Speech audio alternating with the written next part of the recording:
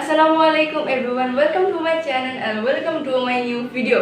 আজকে আমি ট্রাই করব একটা ভিডিওর মধ্যে তিনটা নিকাব স্টাইল করার, কারণ আমার কয়েকটা আপু আছে যারা আমার কাছে রেগুলার কিছু নিকাব স্টাইল চান এবং আমার সময়ের কারণে আমি ভিডিওগুলো করতে পারি না।